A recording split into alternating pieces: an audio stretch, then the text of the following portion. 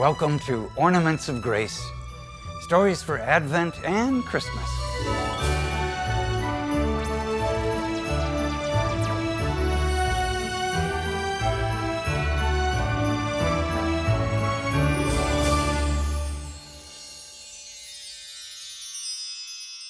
From the first letter of St. John. Beloved, what was from the beginning, what we have heard, what we have seen with our eyes, what we have looked upon and touched with our hands, concerns the word of life. John was one of the original 12 apostles, the only one thought to have lived to old age, and he was not killed for his faith. He was one of the pillars of the Jerusalem church after Jesus' death. Some believe that around 95 AD, John was exiled to the island of Patmos during a time of persecution, and there wrote the book of Revelation. But we're unsure of this. We do know that John and his elder brother James were fishermen, the sons of Salome and Zebedee, and they were nicknamed Sons of Thunder, perhaps because of their passionate ways. Along with Peter and Andrew, John and James were among the first called by Jesus to follow him as apostles. Because John had an outstanding place among Jesus' closest earthly friends and followers, through his writings, John can tell us much about the heart of Jesus. John, Peter, and James witnessed the raising of Jairus' daughter from the dead. John, again with Peter and James, witnessed the transfiguration of Jesus. John and Peter were the two sent into the city to prepare for the Last Supper. At the Last Supper, John was seated next to Jesus, leaning on him.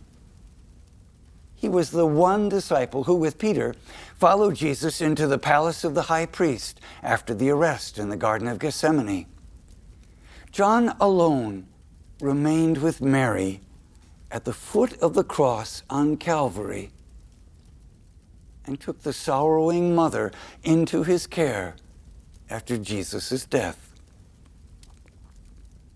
After the resurrection, John hurried to the empty tomb with Peter, and John was the first to believe Jesus had risen from the dead. He was the first to recognize Jesus on the shore of Lake Gennesaret. Most of all, John the Evangelist lets us know how close he was to Jesus by calling himself the disciple whom Jesus loved. If we know we are loved by Jesus, John seems to say we will recognize him everywhere and anywhere. Because John understood the undying nature of love, that bond continued to grow after the ascension and the descent of the Holy Spirit on Pentecost. He became a prominent leader in founding and guiding the early church.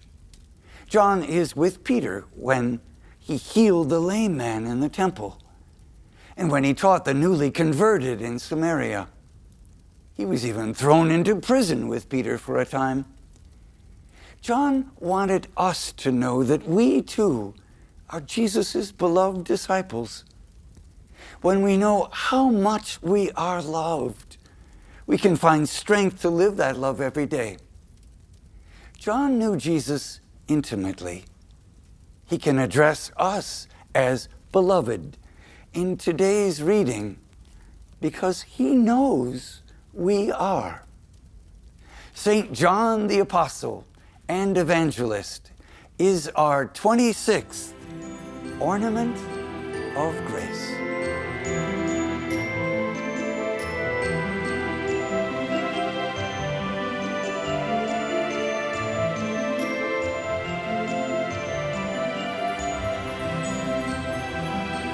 Beloved, what was from the beginning, what we have heard, what we have seen with our eyes, what we have looked upon and touched with our hands, concerns the word of life.